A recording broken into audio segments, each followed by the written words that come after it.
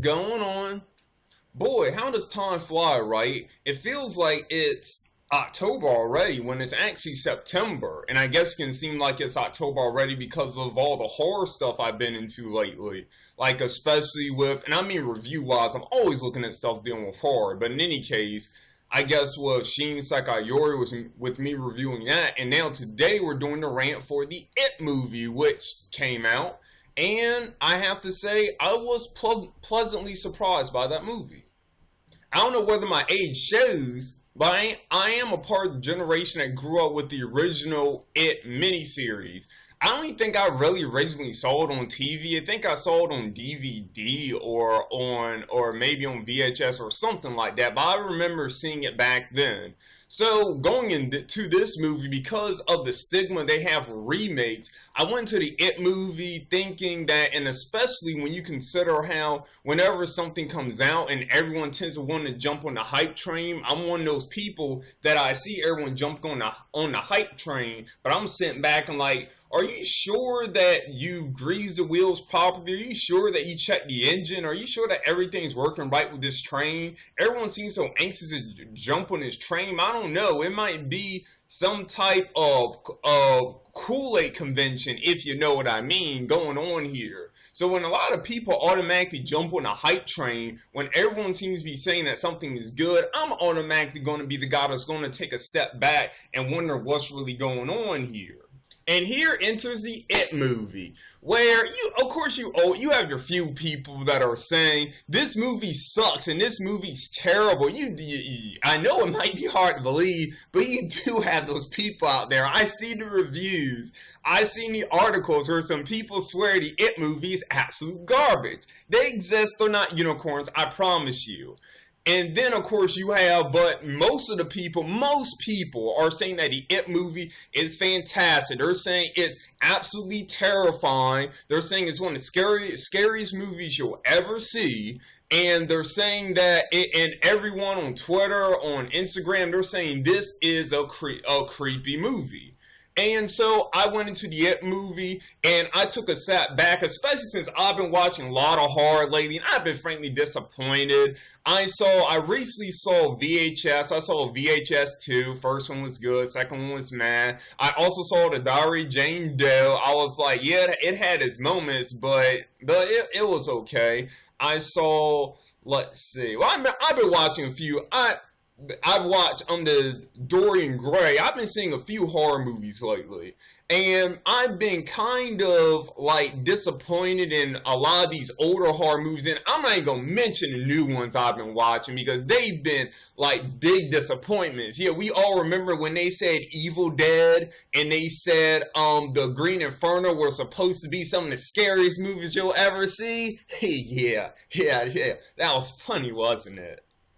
But enough playing around. I'm sorry for doing that. I know I hate it when people do that in reviews and videos too. Yeah, the It movie, I went in the It movie with setting my expectations back as I normally do. And I was surprised that the It movie is actually good. And I will say, as a horror aficionado, I was surprised that this movie actually could get my heart thumping a little bit while I was watching it. To me, it was a genuinely terrifying movie and a well-paced movie. Now, don't get me wrong, it had its faults, and I'm going to point out the faults that I did kind of see with the movie, the few I did see. But other than, I remember reading on Internet Movie Database that the guy's book was upside down, and then there was a thing with the rope with the knots in, and how at first the rope had no knots and the rope had knots, and there's errors like that in the movie. But I mean, the few one big thing that I noticed was kind of up with the movie, I will go into that too. Nothing's completely perfect, but the It movie was a great horror movie. I'll give it claps. I did enjoy the It movie. It was great. And it was generally terrifying. And the thing about it is that a lot of people are saying the It movie is going to raise the bar for horror movies. And I'm going to explain to you, in my opinion, as someone who's real big into the horror genre with movies, anime, whatever, and novels, as to why I believe the It movie is going to raise the bar a little bit with horror movies, because it takes some of the aspects that propel action movies and some of the tactics that propels the Marvel movies, and it applies them to this movie. And I'm going to explain how it did that in a few. But first, of course, we're going to get into other things, but I am going to go into that. First of all, of course, when it comes to any horror movies, you gotta look at the 5 rules of horror, which are basically, what were they? The monster's unrelatable, don't show the monster. Then there's the levels of terror. You limit the gross out terror, and you try and well time the jump scare while putting on the impending terror. You sack the sheep, and the monsters that double.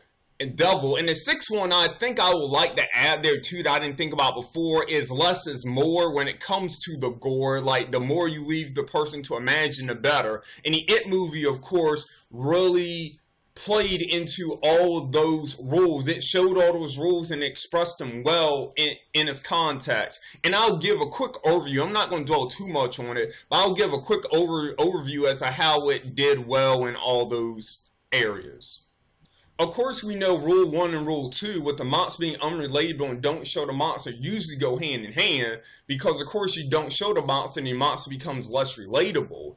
And with that, they did an excellent job with that. With the monster being unrelatable, you don't know the true motivations of it. You just know that it's a monster that takes on the persona of a clown, and it takes on the persona of whatever you fear, usually preferring Pennywise a clown, and it feeds on and it fattens up kids with fear in order so it can eat them and sometimes save them for later in some floaty thing. And so because we don't truly understand what's driving the clown other than hunger or what it is or what it comes from, that helps by making it unrelatable. And there is nothing that makes it so that people can relate with this creature either in the movie. And then, of course, don't show the monster.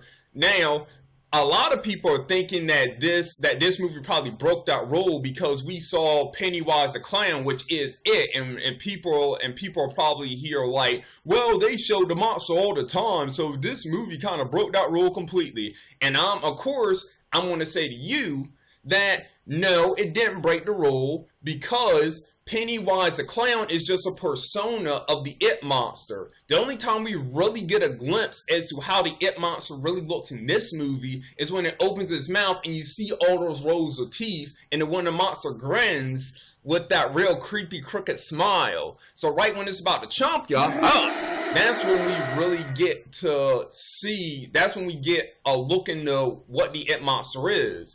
I think in the original miniseries, it was a spider thing or something when they finally showed it, but they've only showed the persona of Pennywise the clown that the monster takes when it's going around and about, but they haven't showed the true form of the monster yet in this movie behind Pennywise the clown. So when you think about it, the movie never truly shows the monster here. It just shows the monster's personas and the forms that it can take in order to try and manipulate these kids to fatten them up so that it can eat them.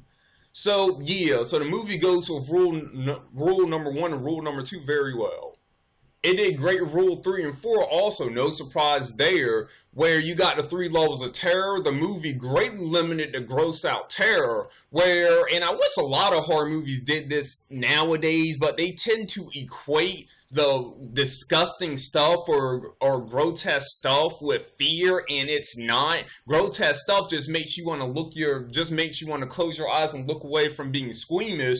Stuff that makes you genuinely afraid is going to get your heart pumping when you least expect it, and it's going to have you like clutching your seat a little bit. And they're not one and the same. And I blame the Saw movies for doing that too. Come on, movie people, horror movie people. The Saw movies were great because the genius that Jigsaw did in making these traps and showing the true essence of human beings and showing the cruelties and the lengths people are willing to go in order to survive. They were not great successes because of the grotesqueness that the people had to do in order to escape the traps. That is not what made the movie's terrifying. And the thing that makes Saw terrifying was the fact that you had this guy who could all of a sudden just kidnap you and force you to go through this disturbing game.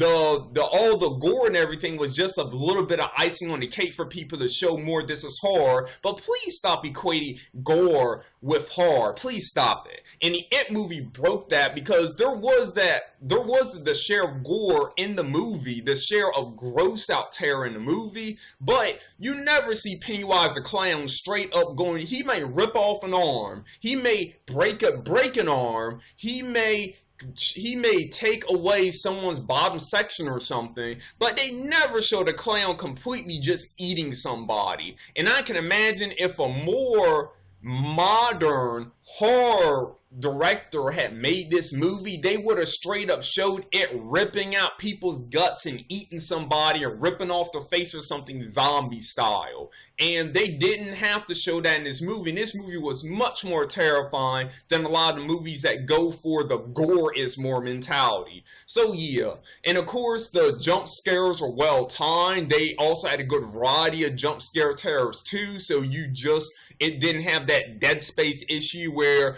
oh wow, it's a corner, I wonder what's going to pop from beyond that corner. There wasn't that.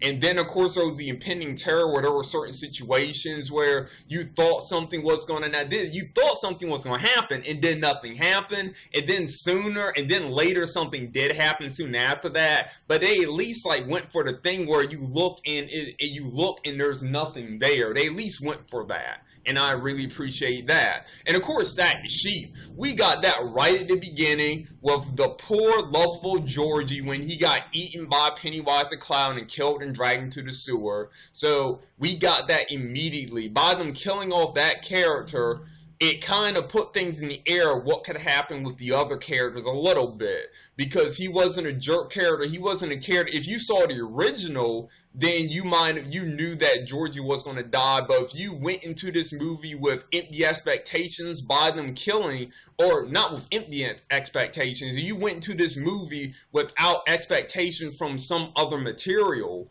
then you would have been surprised by them killing such an innocent and such a kind character. Usually he's horny teenagers or something, but by them killing off that character and him not coming back, it really set the tone for this movie. So yeah, rules 3 and 4 were greatly followed and stuck to in this movie. And I already covered my new hidden rule 6 with less gore is more thing, with the third thing on the levels of terror, about how you have to limit the gross out terror. So we're just going to stick with 5 right now. And with 5, the monster's a devil, and by the monster being a devil, of course, if you saw my Shin Sekayori rant, you'll see about what I mean specifically when I go into my rules of terror, but right now I'm just brushing on them. And the monster's a devil. The monster must seem unkillable. The monster must be of course something you can't associate with, and basically that. And Pennywise the Clown, he was a beast. He was basically he seemed like he was unkillable. I mean, if someone stabs something through your head, and then you counter that by taking the thing they stabbed through your head, and you slash them in the stomach with it, see that? You slash them with the stomach with it, then yeah, I'd say you achieved the monster is a devil mark by being a tough SOB as a monster in a movie. So rule 5 was definitely covered well too.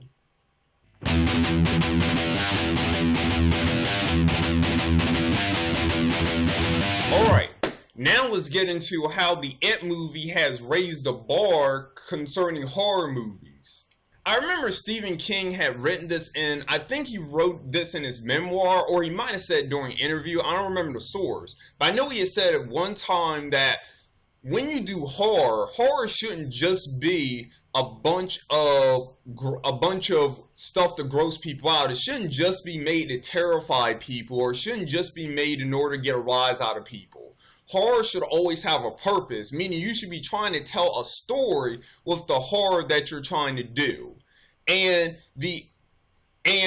I guess when you consider it, now this isn't a point I'm trying to make, but I'm getting to it. With the It movie, you do have that, with it having the story of friendship between these kids and them fighting against their individual fears to come together in order to save each other from this monster that's terrorizing this town. Not only save each other, but also to save kids in this town, period. So that's a thing with that concerning It movie. And also, but going into that, it's how the elements inside, the horror elements in the It movie just weren't there in order to just terrorize you, or to make you look away from the screen, clenching your teeth and holding your eyes. The horror elements inside the It movie, most of them also have plot elements also, stuff that help move the plot along.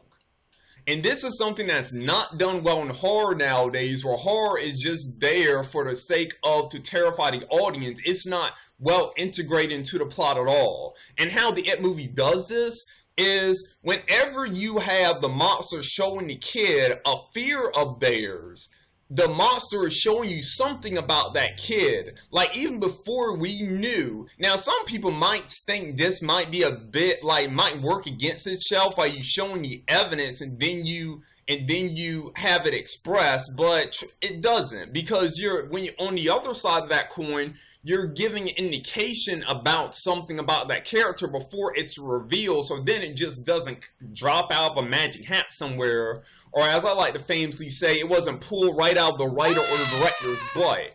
And what we have here in the It movie is that when the monster first appears to these kids, it shows them their worst fear, and their worst fear shows something about their character. One of the kids, he saw a bunch of people burning in a building and the hands trying to get out and attack him. And that went with his fear when he saw his parents burn alive inside of an apartment. And then, of course, there was a kid that was afraid of clowns. Pennywise didn't have to try hard for that one.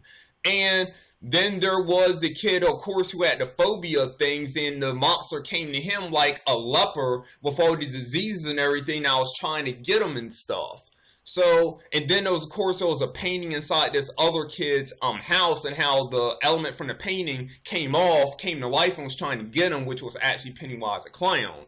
So yeah, so a lot of the horror, and even not considering the main cast, there were some of the other kids and everything that went on too, some of their fears were expressed in the way it manifested itself. So the It monster, by terrifying these kids, the horror that the It monster plays in the story act as a type of psychological analysis of the characters. And that is how you're supposed to use horror in order to help propel a plot, where the horror tells something about what's going on in the situation of the story. It just doesn't exist in order to gross you out, or it just doesn't exist for horror's sake.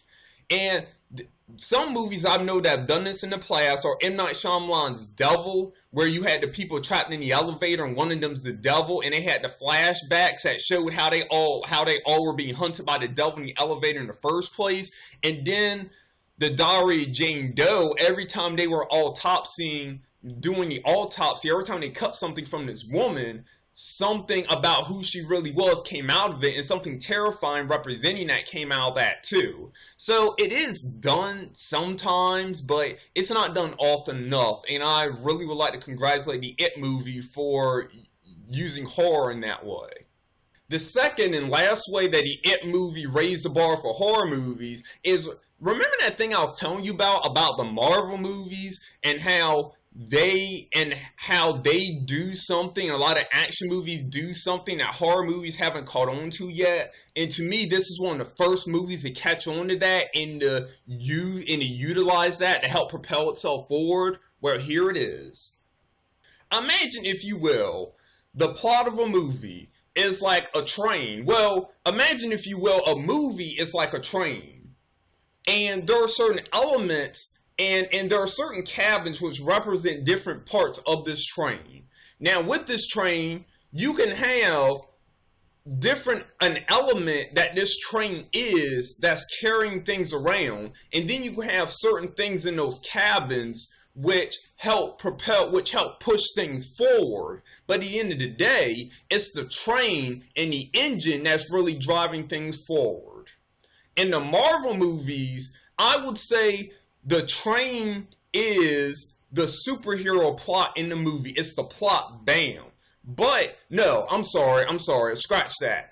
In the Marvel movies, the train is not the plot. I'm sorry. The train is the comedy, where you have zinger after zinger after zinger of comedic moment. And this is something people do complain about Marvel movies too, is that a lot of people don't think Marvel movies take themselves seriously. But this tends to work though, and keep people interested in the movie. You have a train of comedy, and in that train, you have cabins of action. You have a cabin of action here, a cabin of drama here, then a cabin of action here, but it's basically the comedy and the zingers of the moment with the movie that helps move things forward. Usually with horror movies, what people will have is they'll have, and this is how a lot of movies end up becoming plain Janes, is when you have a plot. You just have a train of plot, and you'll have some comedy here, some action here, and this here, but everything is being moved by the plot, and that tends to be kind of boring. And that's honestly how most horror movies are done too, where you have a train of a plot. A family has to get their daughter has to get unpossessed by a demon. You have a guy who captures people, and because of his cancerous condition, is forcing them to finally have appreciation for life.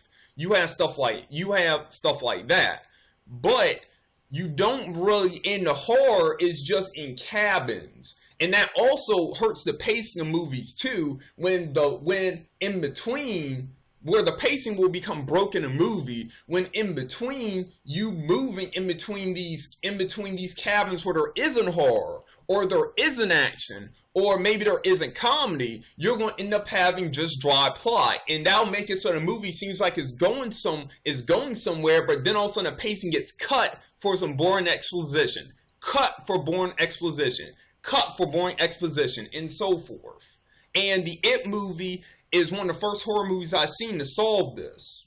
Action movies might have trains of kick-butt action scene after scene, which gives the belief that action movies are nothing but dumb movies, but they're really not. It's just a vehicle they use to move forward. And then comedy movies, of course, will have laughter going along, and then we'll have the train of laughter. So why not in a horror movie, you have a train of horror with plot elements, placed here, some comedy here, some plot here, and some comedy here. Why not have a horror train? And that's what It did, ladies and gentlemen. That's what It did. It always tickles me when I use It in reference to this movie. But that's what It did, ladies and gentlemen, is that this movie was a vehicle of horror. And I would love to take and examine, I could be wrong about this, but I would love to take and examine other horror movies and do a study on how many horrific moments are in the movie or in some other previous horror movies when compared to this one. And I can almost guarantee right now from the movies I've seen that this movie would win out on having more horrific moments than other movies, because unlike most other horror movies, this movie is a train of horror with a plot element here and some action here and comedy here and so forth, where the movie progresses with horror moment after horror moment after horror moment after horror moment in order to move things along. And that's one thing, of course, that one of the biggest things, other than the first thing, I believe that is going to make it so this movie reevaluates people's perspective on horror, is by them seeing how you don't only have to have a train of comedy, you don't only have to have a train of action, you can also have a train of horror where the movie is going to be non-stop, where the movie is going to be a ride of terror, and in between those moments of terror, which also have plot elements in them, just like the first part, which also do that, in between those moments, you're going to have some plot, you're going to have a little bit of plot here, a little bit of comedy here, but the movie is basically at its spirit a horror movie, as it should be.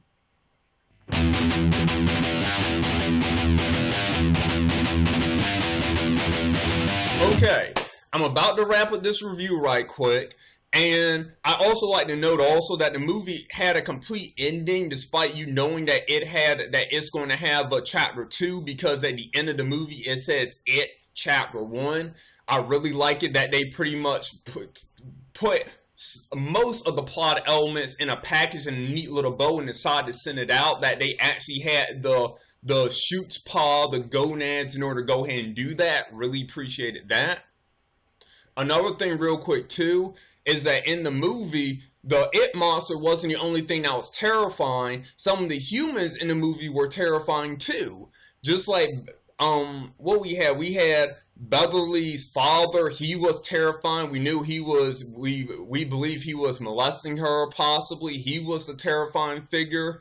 And then of course, the parents in the movies were terrifying overall. We know they have something to do with things by them ignoring what's going on, but all the parents in this story were pretty scary. Which, when I think about it, kind of makes you think about how we feel about our parents who were in a helpless situation. We're kids too. It kind of took that emotion and placed it on the audience, because all the parents in this movie were kind of terrifying. And then, of course, there was a bully in his group, and how they terrorized these kids. They took the stuff they did from the original movie, turned that up to 11. Those kids were just horrible. I mean, if there were some kids you wanted to disappear in that movie that you were rooting for the It monster to drag off, it was those kids, right? You were like, get them, man, get them. Leave everyone else alone, but get them kids. So, yeah. So, yeah, that was also something real cool about the movie. And that's something Stephen King usually has in his books, is that you might have some monstrous creatures running a rampage and causing terror, but oftentimes it's the humans beside that terror who can't take the fear, who can't take what's going on, that are more terrifying than the monsters are. And he continued to keep that theme going even in this It movie, and helped blow it up too. So there's that. And last but not least, let's get into the two things I didn't like about the It movie, or the two things that kind of did disappoint me about the movie. Okay, other than, of course, the slight mishaps they made I spoke about earlier, it was the fact that the movie, of course, is, for all sakes and purposes, the movie is kind of, even though it has a sequel, they did try and wrap things up in a box with a bow as much as possible and put it somewhere. But one thing that leaves you hanging with this movie that makes it more incomplete than, I'd say, The Matrix, the original, the first one, would be that you don't know why the parents are being so secretive about the It monster. You're shown, like when Beverly's father walks in after the It monster was trying to drag her into the sink, and all of a sudden all the blood comes out of the sink, and he walks in, he acts like he doesn't see any blood. And then, I can't remember the character's name, but the germaphobe kid, when his mother came to go get him after they entered the house, It's house for the first time. After they entered it, and they were trying to explain to her that something was attacking them and trying to kill them, and she wanted no part of it, despite the fact that there's a monster going around making all the kids missing in town, or as far as they know, making all the kids are going missing in town. She wants to hear nothing about it. She just wants to bring her kid home and lock him in the house. So, yeah, I wish they could have given maybe an after credit scene, or maybe, I don't know if I missed that, or maybe a hint as to why the parents in Derry are keeping this a secret. Just knowing it, to me, wasn't quite enough for this movie, for being as complete as it was. It would have been nice if we were given at least a hint or something, or maybe a meeting that gave an ominous, a town hall meeting that gave let things left you a little bit hanging on the parents of the people in the town stance on everything, kind of like they did in When the Cicadas Cry, when they had that town hall meeting during the Twins chapter. And it wasn't a Twins chapter, it was a chapter after that, still had the Twins and When the Cicadas Cry. And when they had the meeting and they were trying to decide what should be done about some people, kind of something like that. So there was that. And the second thing is, I hate it. And I thought you were going to be my hero, director of this movie, and Stephen King. Maybe you could have like put your finger down on this, but it didn't ruin the movie because the movie didn't comprise mostly of this. But it's a shaky cam. Stephen King, the people who do his movies do need to advise Marvel and other action people on what a freaking fight is supposed to be, because I greatly love the final fight scene in the Dark Tower, and I love the final fight scene when all the kids are fighting it. I thought they were beautifully done. However, unlike the Dark Tower, this final fight scene was chock full of shaky cam. I guess because they had stunt actors in for the kids because they didn't want the kids to like get hurt or something, but it still sucked. It still almost ruined that final battle. It wasn't as bad as Suicide Squad's final fight with the shaky cam, but it still was pretty bad. And I'm here putting my hand up. No to shaky cam. No more shaky cam. No more shaky cam. Please find another way like we used to in the old days before it existed to get rid of shaky cam. I promise you people, I never noticed the stunt actors. I really didn't notice them that much. I just didn't. The shaky cam just looks terrible, and it takes away from the action, and it's like looking at an AMV that's nothing but a seizure. It just drives you crazy, and it makes you sit there being like, ugh, this looks awesome. I just wish I knew what was happening. So yeah, so just the fact that you never quite learn why the parents are ignoring it in Derry, and you also have a lot of shaky cam in the final fight scene. Those are my two only gripes with this movie.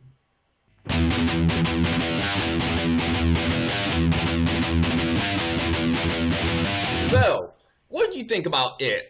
Did you like the movie, or are you one of the people that dislike the movie? If you dislike the movie, please tell me why down below, because, I mean, I guess I'll just say, if you dislike the movie, I probably won't be on the path of why, but maybe I will, but for people that legitimately watch the movie and they were like, I don't like this at all, I would like to hear your opinion as to why you don't like the movie, and I'll probably just be like, okay, that's cool, agree to disagree. I do want to hear your opinions down below just to get some variety.